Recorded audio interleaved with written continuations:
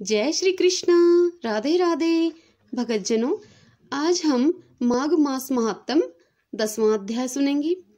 कल हमने माघ मास महात्म 9वां अध्याय, जिसमें शुभ कर्मों की व्याख्या हमने सुनी थी। चलिए शुरू करते हैं 10वां अध्याय। महर्षि वशिष्ठ जी ने राजा दिलीप से कहा कि देवदूत के वचन सुनकर विकुंडल श्रद्धा से गदगद हो उठा। उसने कहा, हे विष्णुदूत, आपने मेरी अज्ञानता के अंधकार का नाश कर दिया है। अब कृपया करके मुझे मेरे बड़े भाई की नरक से मुक्ति का उपाय बताइए। विष्णुदूत ने कहा, हे वैश्यवर, यदि तुम अपने 8वें जन्म के तमाम पुण्य अपने बड़े भाई को अर्पण कर दो तो तुम्हारा बड़ा भाई नरक के घोर कष्टों से मुक्ति पा सकता है।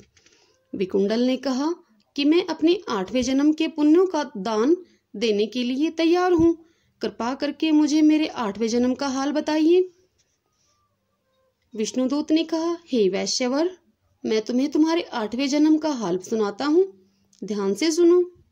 हे वैश्यवर, 8वें जन्म में तुम मत्स्य देश में निवास करते थे। तुम ज्ञानी, ध्यानी और तपस्वी व अनन्य विष्णु भगत थे।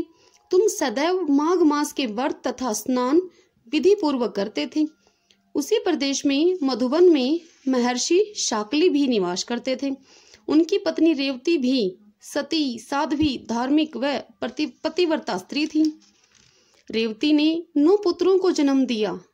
ऋषि के 5 पुत्र ध्रुव, शशि, बुध, तार तथा ज्योतिष्मान अग्निहोमी थे। वे धार्मिक रूप से गृहस्थ आश्रम में जीवन व्यतीत कर रहे थे। महर्षि के शेष 4 पुत्र निर्मोही, जीतमाय, ध्यानकाम तथा गुणती ये पूर्ण रूप से सन्यासी थे।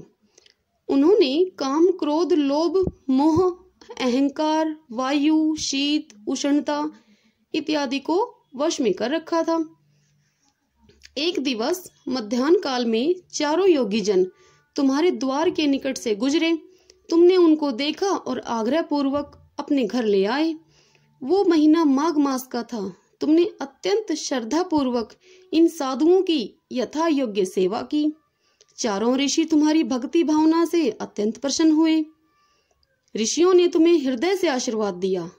विष्णुदूत से अपने 8वें जन्म का वर्णन सुनकर वैश्यपुत्र गदगद हो उठा।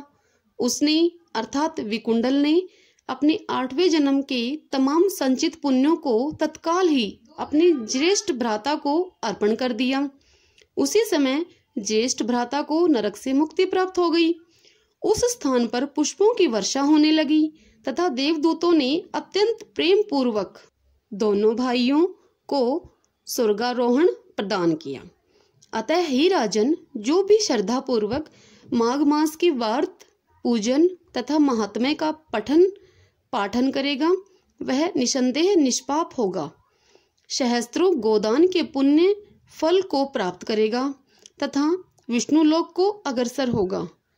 माघ मास महात्म 10वां अध्याय समाप्तम। प्रेम से नाम जाप करते रहें। हरे कृष्णा कृष्णा कृष्णा हरे हरे, हरे राम राम राम हरे हरे। भगतजनों, नाम जाप से ही कृष्ण भक्ति और प्रेम पाया जा सकता है। जय श्री कृष्णा। राधे राधे।